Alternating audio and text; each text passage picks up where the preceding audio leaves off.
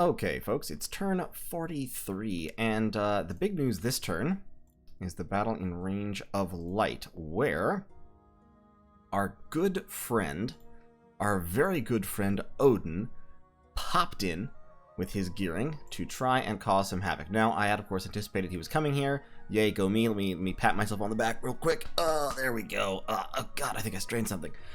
So, he's over here doing his super combatant thing. He's kind of a light super combatant.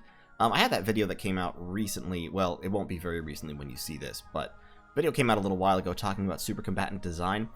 Odin has hit a lot of the notes. He's got good defense, he's got regeneration, he's got the Vine Shield, he's got luck, which is not great on something with high HP, but still pretty good. He's got some shock resistance. He's got glamour, he's got reasonable protection and very, very high defense skill, so he's pretty decent against things that are just trying to attack him, like with weapons in combat. However, his magic resistance is not super high, and he doesn't have good answers to instant kills. Now, of course, a lot of this is because Odin was forced to go rogue fairly early on in the game, and without a whole lot of prep, so can't really blame the man. This is all like construction. The Ring of Regeneration, I think, might be constructions. I don't remember. It's not the ideal gear, and you can't really blame him for that. But this army moves forward. Everybody communions up. They start casting Soul Slay. He drops in, tries to attack one of the Imperial Geomancers, who is very well defended at the moment. Protection 22, damage resistance, etc. And he gets Soul Slain. Right there. Boom. And he's gone. So, the Allfather is dead, and we found his Chainmail of Displacement, so that's pretty good. In Forbidden Forest, meanwhile, we retook the province from province defense, and in Swamp of Solitude, we wiped out some province defense there. We also retook Forest of Springs. So right here, we got that province, and we got that province back. No trouble. The interesting thing is, we did not run into the Pangean army over here. They did not attempt to attack the throne, which I thought they would have, but they didn't. So, that's fine. This army is going to stay here patrolling. Up here, however, we did hit some troops in Frosted Peaks. Some Satyr, a Satyr commander, and some Revelers. So this is one of the smaller units that was attacking me earlier. They were sneaking around, and they were caught by the province defense, because I have 18 province defense everywhere. And they actually mulched my infantry pretty well, but then they routed from army losses and damage. And my Imperial archers that are in the province defense managed to clean up the last of the Satyrs. So that army, that little force is destroyed. However, that still leaves 70 white Centaurs somewhere, and I'm not entirely sure where. We also found a Black Harpy patrolling around in Ulm, so it's possible that those white Centaurs have doubled south to attack Ulm, which would be fine. These guys can go back to researching, interestingly, and by the way, they don't need to patrol. We're going to move these guys into Ulm. Jean Lao is going to go take that province back. We found Caverns of Glowing something or other. Caverns of Glowing Moss, pretty nice. And that is a Pangean Doom stack of mainly Maenads, with quite a few white Centaurs as well. So that's his attack force coming in. I am moving in my troops to take possession of Plane of Memories, as agreed. And the rest of my troops, I'm not sure where those white Centaurs are, so I'm not really moving all that far. In terms of research, we're 2 turns out from Alteration 8. Alteration 8 will give us Will of the Fates and Ground Army, as well as some other spells, Quickening, Liquefy. We can Polymorph. That'll be kind of pretty. That'll actually be pretty cool. So that will open up some stuff for us, and then we might just roll right on to level 9 to get Army of Gold. Or we might want to step sideways to get some other stuff. I don't know. I think I might go all the way to Alteration 9. But that will be for future turns. For now, we are getting our Palisade done here, and then we're going to be working on the future, as it were. So, thanks for watching. I need to move that scout real quick, and we need to move this scout. And that is turn 43. Fairly quick. Not a whole lot happening here. We're moving in here where we're building another Palisade, so we're getting lots of forts, forting all of our thrones. And, oh, actually, the one more thing I need to do is I need to move you over there as well. Alright, so that's the turn. I'll see you all in turn 44. Okay, folks, turn 44. I'm coming to you kind of like 2/3 of the way through the turn. I haven't necessarily finalized all my moves, but I kind of have to think about this out loud. Thinking about this out loud helps me, actually. talking to y'all kind of helps me work things out sometimes. So, in Waywoods, we took Waywoods away from province defense. We were attacked by somebody attempted to seduce a eunuch. Pangea attempted to seduce one of my eunuchs with a dryad. This was actually just a province defense eunuch, I believe. I don't think there was any actual army here. And he forgot to tell this dryad to go off retreat mode. So this dryad is set to retreat, and so just retreats off the field and dies. It's an easy mistake to make, but that has cost him a dryad, which is fantastic because dryads are expensive, and it has saved me. Actually, no, it was Waywoods here. It was Zhanlao. So this eunuch, this guy here, would have been killed if that dryad had gotten to him, which would have been unfortunate. My army would have been trapped. So that was nice. I lost this province to Pangea, raided by white centaurs. Just wiped us out, no problem. We have taken Plane of Memories and broken the fort. Okay, sorry if you just saw a jump, a brief interruption. Anyway, I've broken the fort, which I didn't expect. I think that means that he's actually cleared out every single defender. Because my army does not have 500 siege strength, so I only have 500 wall integrity. In any case, so I'm storming the castle with Lu Tung Pin and his army this turn, so we'll be taking over Plane of Memories, which will be nice, because then we will have Guardian Amazons. But, in any case, we're building the fortress here. Pangea is moving out their big army. And now this is not all of their troops. This is the troops that were gathered down here last turn. Hiccups. Ugh. So, they're coming for me. I think, especially because there's snow on the ground here, they can't get through these provinces to hit me this turn.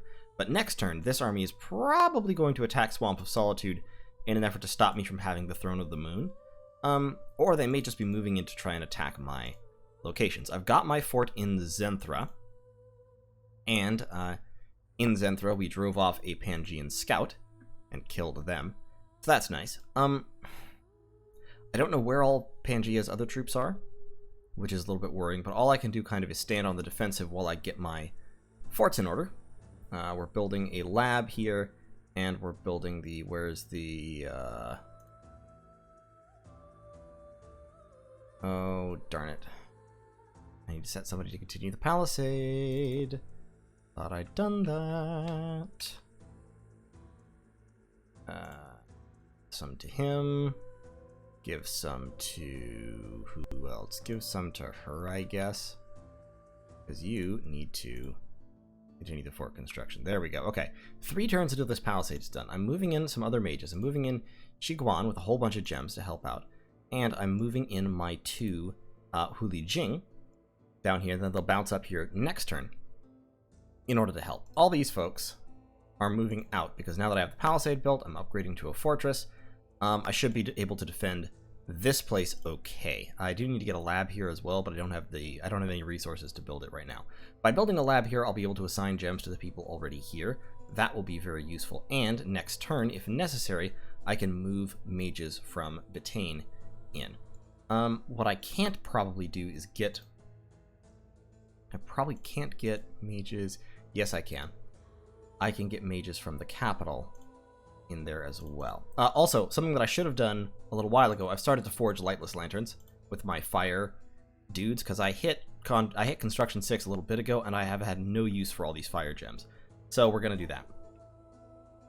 These mages are also going to move down this way, and we'll pile them into the Swamp of Solitude just in case. So, I think that's pretty much all of the turn. I'm trying to think of what other moves I should be making right now.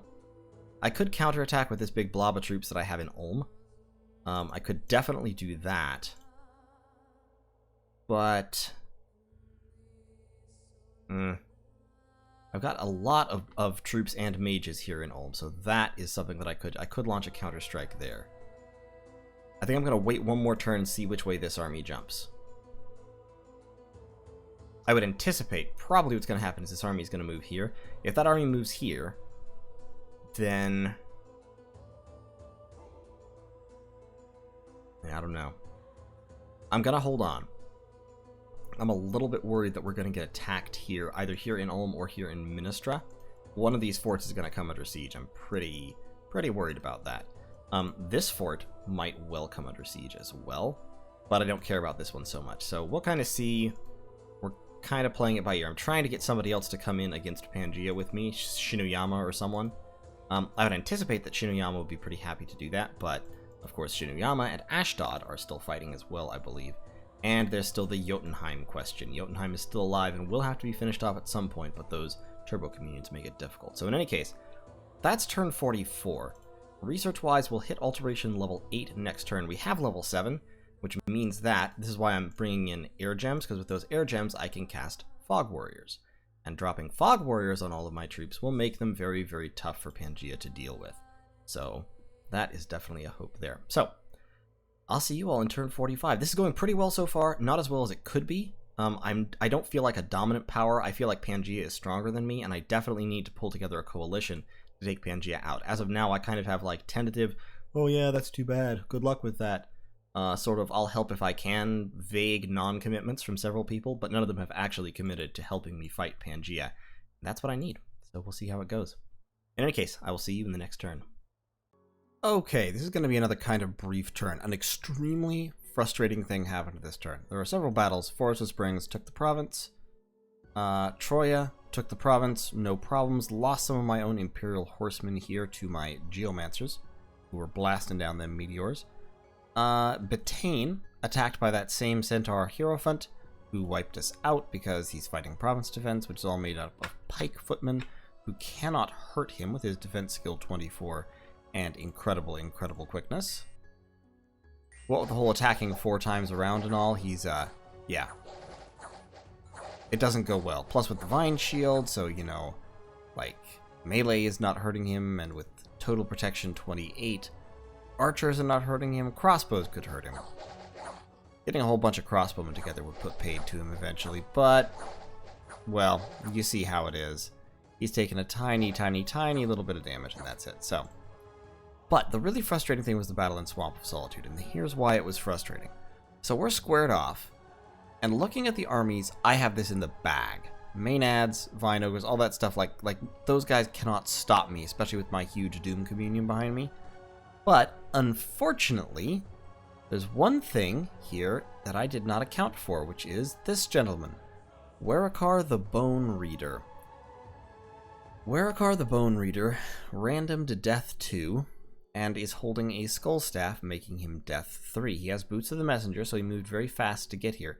He's also twice-born, and he's carrying a whole bunch of death gems, and the reason he's carrying a whole bunch of death gems is so that he can cast the spell Wailing Winds. Wailing Winds is a high-level evocation spell, evocation level 6, which causes every enemy unit to take a morale check every single turn. And if they fail, they rout. You see the problem. You see the problem. So, I get my key buffs off, and I summon a bunch of Creeping Dooms. I get my Mass Protection, and I get Fog Warriors, and I get Will of the Fates. So my troops are now High Protection, Lucky, and Mist-formed. They're not going to die. My infantry can at this point carve through his Maenads, his Vine Ogres, even his White Centaurs without much trouble. But the issue is, my mages are already starting to run. Phalian actually routed before casting a single Maws of the Earth.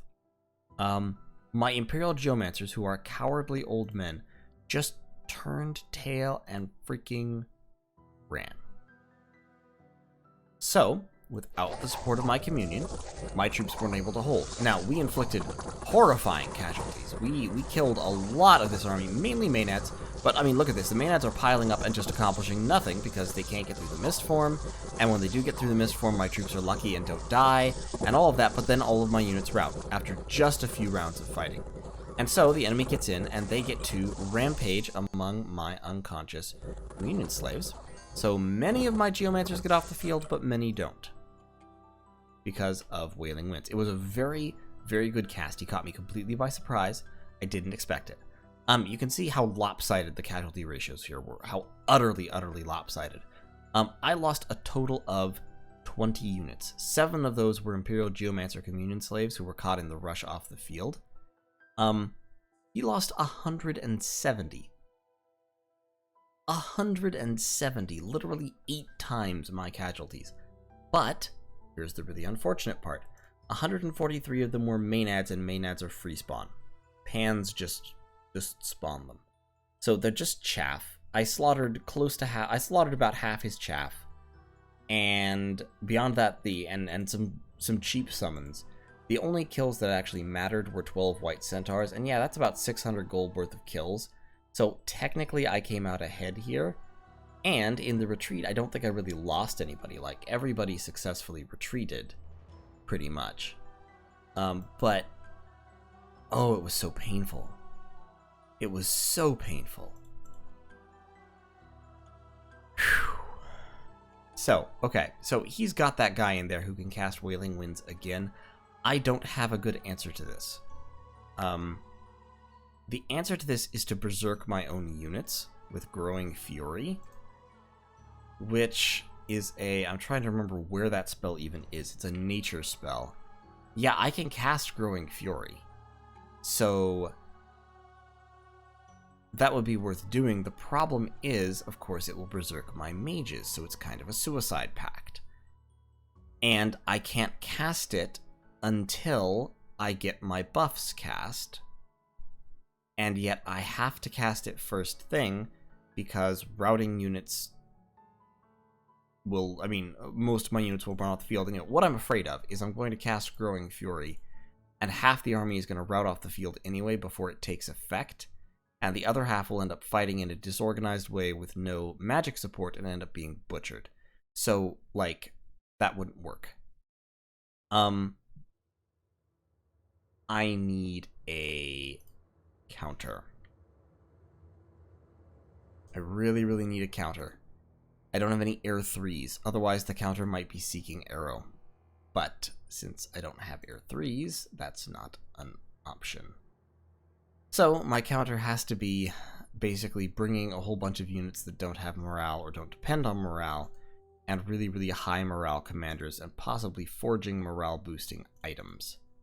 Like, the Helmet of Heroes. The Helmet of Heroes would be a good item to forge right now, and so I'm going to do that. And we'll give you a hammer to get a little bit more cheaply. And hey, actually, you should also forge a Helmet of Heroes. So we're going to try to get a couple of really good commanders and give them Helmets of Heroes. And the problem is not really the infantry. The infantry held out longer than the mages did. The problem is the Imperial Geomancers. Geomancers are a keystone of my strategy, and they're morale 8. So they run. They will run. They will run almost as soon as Wailing Winds activates. I have to get their morale up somehow. And mass morale boosting is super, super hard. So this is going to be just an enormous pain in the ass, basically. Yeah, that's all I have to say about it. It's just going to be an enormous pain in the ass, and there's not much I can do about it. I am launching this army forward to invade Old Forest, kind of give him back a taste of his own medicine, see how that goes. This is the army with the gifts from heaven going on, and the Marble Warriors and all of that. It'll work. It'll work pretty fine, to be honest. I think I spent some of my gems in that battle. Why would I have, though? It was just a tiny, tiny amount of province defense. I don't know why there would be any gem use whatsoever against this. What are you casting? Yeah, you're not spending gems. You've gone off script.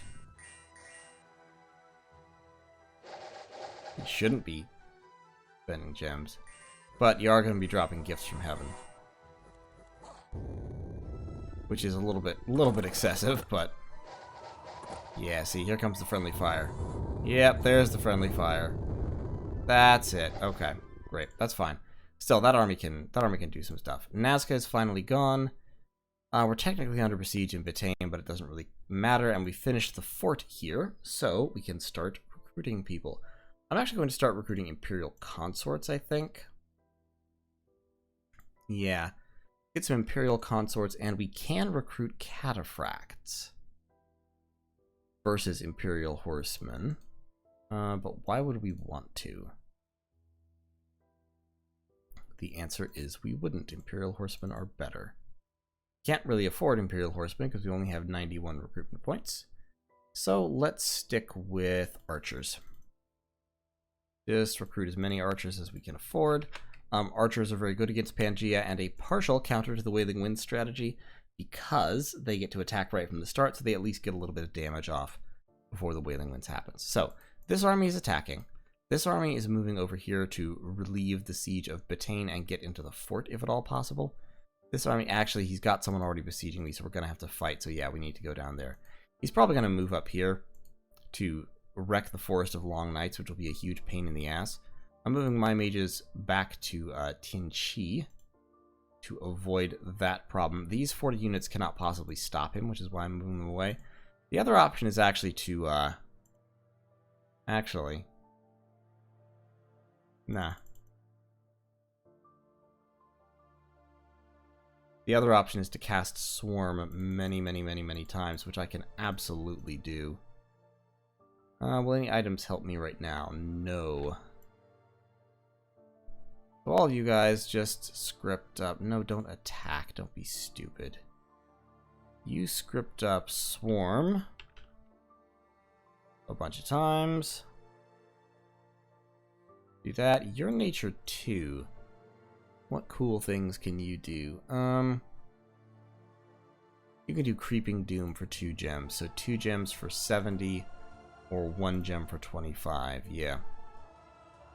Drop Creeping Doom a few times. And spells, and spells, and spells. That might be able to stop him. I'll give her 8 gems. And just... Actually, it doesn't even matter. Just let him be.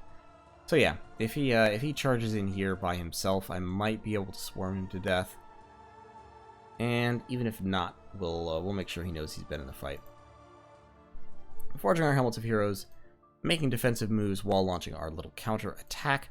Unfortunately, of course, he timed that just perfectly, and so interrupted my fort before it could be built. So that's now the second time that I have wasted money trying to build a fort on that province, and it's really kind of pissing me off, to be fully honest. We're definitely going to have to do something about that to make sure it doesn't happen again. But of course, against this army, I can't really deploy my communions very effectively because he'll just Wailing Winds them. And anytime he casts Wailing Winds, all of my Imperial Geomancers are just going to run for the hills, and that'll leave the communion slaves behind, and the communion slaves will be slaughtered. And there'll be not a whole lot that I can do about it. So, very frustrating. Very frustrating indeed.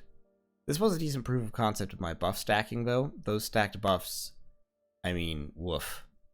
Pretty much all of these kills are swarm bugs.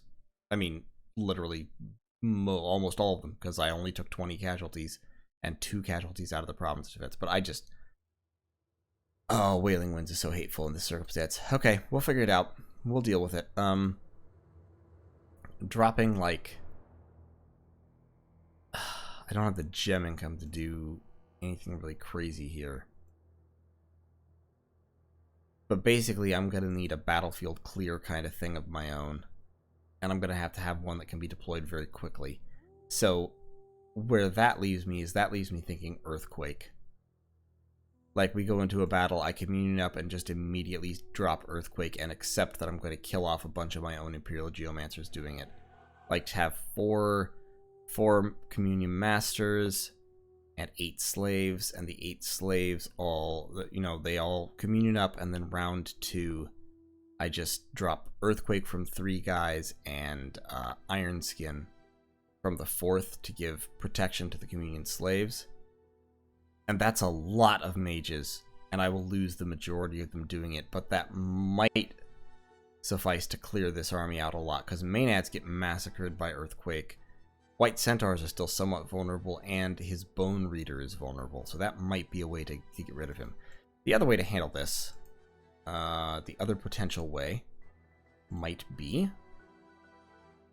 He's got Mother Oak, and it's just not worth getting rid of it, to be fully honest.